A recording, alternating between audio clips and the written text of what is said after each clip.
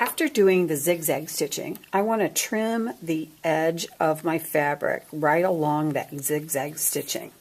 This just reduces some of the bulk in the bag and makes it nice, look a little bit nicer when I get done. Got a loose thread there I'm going to get rid of.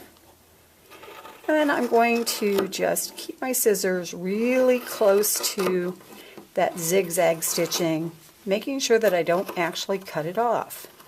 It's a little thicker right here because that's the top of the pocket. I'm moving along. And now I'm right about where the loops are, and we've got about 10 layers of fabric right there, so it's pretty tough to cut through there. But if you go slow, you should be able to get through that. Then we're going to turn and continue cutting across the bottom and then up the other side to the top. Our next step is pressing. One of the big differences between a project that looks homemade and one that looks well made is pressing. So before we start pressing, of course, you need an ironing board and an iron. Steam is good. And I'm going to take these tape pieces off because I don't want to go over them with the iron. It will make a mess. Makes it a lot harder to take them off later. Okay? So, first thing we're going to do is, with the bag still wrong side out, we're going to just kind of go along here and flatten everything out. Make sure it's nice and crisp. This is also a time that if you see any loose threads, you can grab your scissors and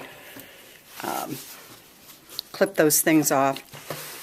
And if you notice, my iron has quite a bit of steam, and that's a good thing. It's not super hot, but it does have some steam. Now, I have pressed them once, wrong side out. Now I'm going to reach inside the bag, and I'm going to turn my bag right side out. And actually, it kind of helps if you grab that little loop and pull it. Reach in the other side and pull it. And I want to tuck those little corners. I'm kind of just poking it out with my finger because I want to make sure that that corner gets really poked out. And put my finger in the other corner and poke it out as well. And if you notice, I don't have that one poked out quite as much, so let's try it again.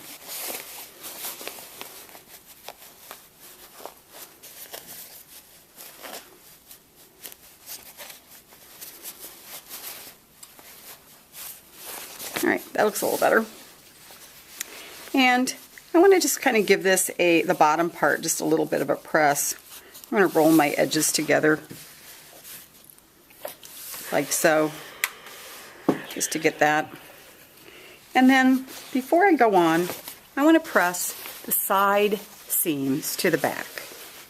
So if I slide my bag onto the ironing board, I can feel underneath that the side seam is towards the back of the bag, and the back of the bag is the part that does not have the pocket.